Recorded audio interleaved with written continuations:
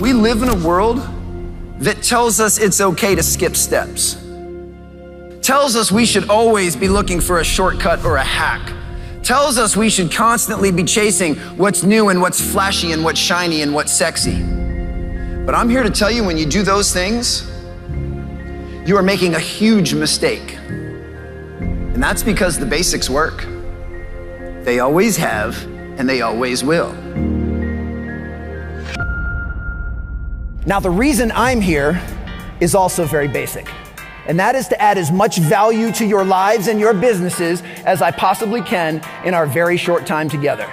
Before I worked with the world's biggest brands, I worked with the world's top basketball players.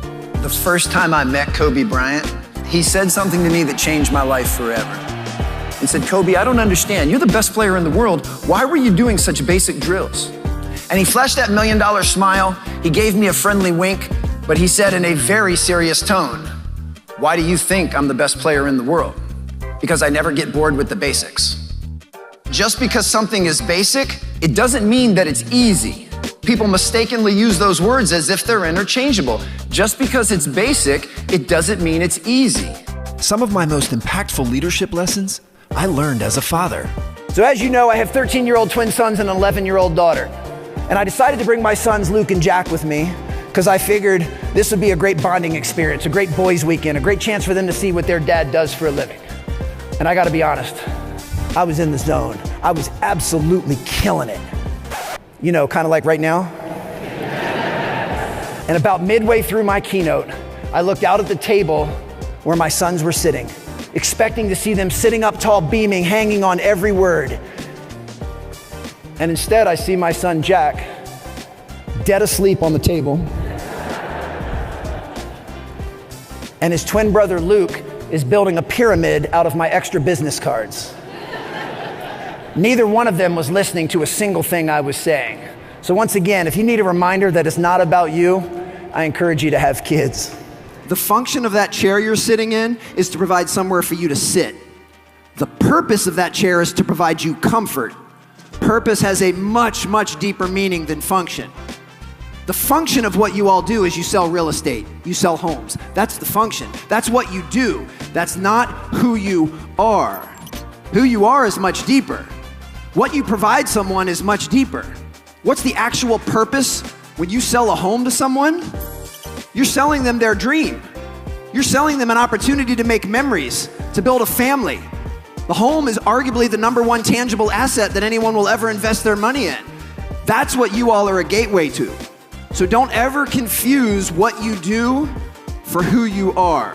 In addition to sharing stories and stats, I take pride in providing practical, actionable takeaways. It is not what you say, it's what they hear that matters. The standards you set today will determine who and where you'll be tomorrow. You'll never improve something you're unaware of.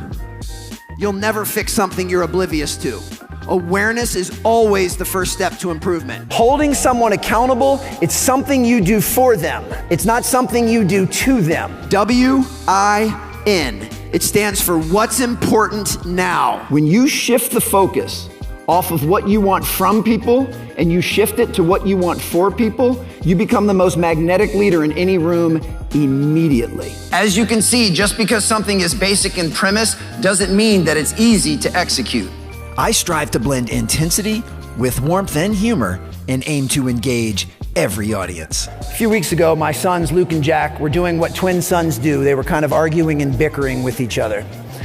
And it was starting to wear on my patience, and I politely told them a few different times to please knock it off, but they kept doing it. And it finally got to the point that I looked at my son, Jack, and I said, "Jack, you're irritating me.